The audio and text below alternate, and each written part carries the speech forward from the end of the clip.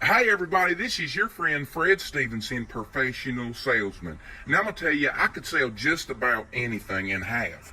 Ice to an Eskimo, water to a fish. I even sold bacon to a vegan one time. That was pretty cool. But look at this right here. Meatless meatballs. I ain't gonna lie, I could not sell that. I mean, that is false advertising at its finest. Meatless meatballs. I mean, what is it anyway? If it ain't got meat in it, you can't call it a meatball. You could call it a meatless ball packed with things that I can't pronounce, like quinoa or tofu or whatever that is, kale.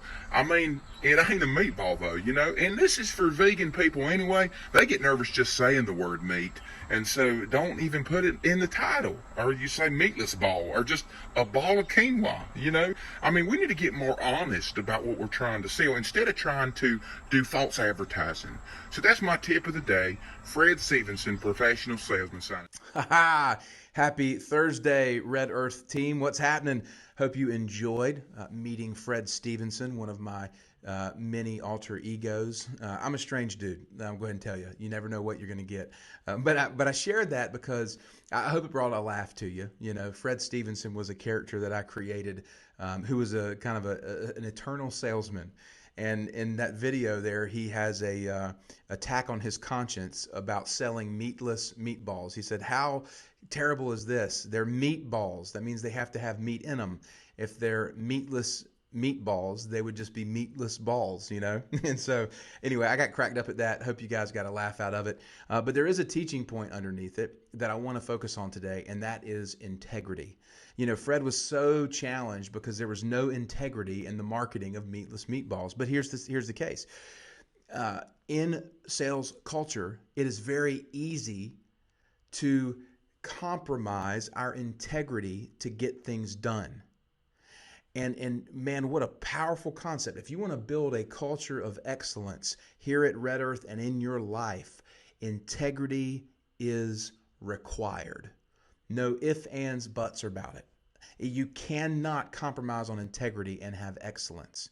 By definition, they're mutually exclusive.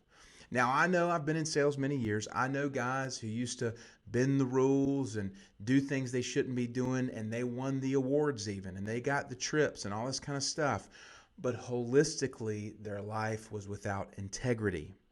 And, you know, we have to be the people who pause for long enough to look in the mirror and to say that we are doing what we're doing with integrity.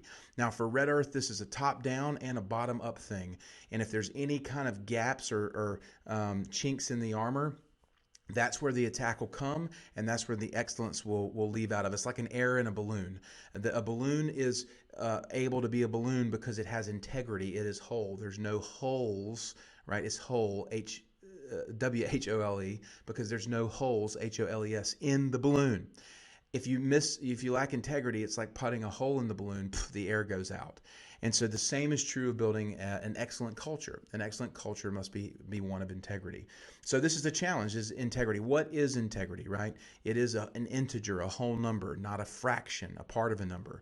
If you live with integrity, you have a holistic life. If you live fractionally without integrity, you're only going to have part of what you could have. So you're naturally robbing yourself of the fullness that you could have if you embraced integrity. Integrity, a great way to define it, is simply doing what you say you're going to do, not only to your customers, but to your co-workers, to your relationships, your family members. Integrity has to be a part of the entirety of your life. Integrity, top to bottom, bottom to top, in every relationship. Are we people who are people of integrity? And if we are, excellence is waiting for us as we continue to press in. To give you some context here, I love using the book of Proverbs in the Bible. The book of Proverbs was written by King Solomon. If you know anything about King Solomon, he was the wisest man that ever lived in the Old Testament, king of Israel. He was the son of King David, David and Goliath. And what's great about this is you can imagine a father teaching lessons to his son, right? I mean, if we're any fathers out there and mothers, you teach your children these things, right? You impart your wisdom to them. King David would have imparted his wisdom to Solomon. And then Solomon wrote them down, and that is the book of Proverbs. There's 3 verses in Proverbs that I want to share with you guys that are really powerful about integrity. The first is Proverbs 11:3. It says, "The integrity of the upright guides them, but the crookedness of the treacherous destroys them." I love this verse because it basically says that integrity can guide you, and the lack of integrity will destroy you. And so this is a truth that we have to stand against and say, oh man, am I led by integrity or destroyed by a lack of it? And that's a great challenge point for us to look at and think about how we're having integrity in our relationships and what we say and how we engage every day. The second one is this, Proverbs 2:7. He stores up sound wisdom for the upright. This is God. God stores up sound wisdom for the upright.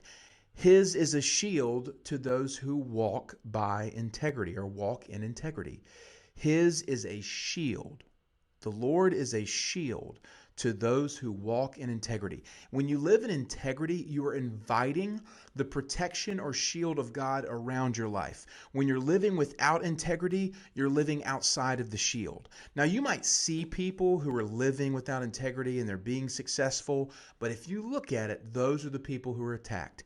You know, it's the Ponzi scheme Bernie Madoff guy who seems to be doing great until boom, the shield is down, the guy gets crushed. You look at, any of the great sales movies about whether it's the Boiler Room thing or the Glengarry Glen Ross, any of this stuff, or I'm not necessarily promoting these movies, but they're great representation of what happens when there is no integrity. These people all fail and fall down in the end. I mean, that's basically Tony Montana and Scarface, right?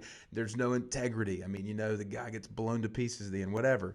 But think about this. Integrity invites a shield or a hedge of protection around you. Powerful thought. And the last one is this, Proverbs 28:6. Better is a poor man who walks in his integrity than a rich man who is crooked in his ways. I'll leave you guys with this. What this is saying here is it's better to have integrity than to be rich. Woo, that's powerful. That is incredibly powerful for us to chew on today. It's better to have integrity than it is to be rich. So today, pause for a second, look in the mirror, do an integrity check. Do you do what you say you're going to do? Are you approaching your life holistically? Or are there any kind of holes in your balloon that's letting integrity out?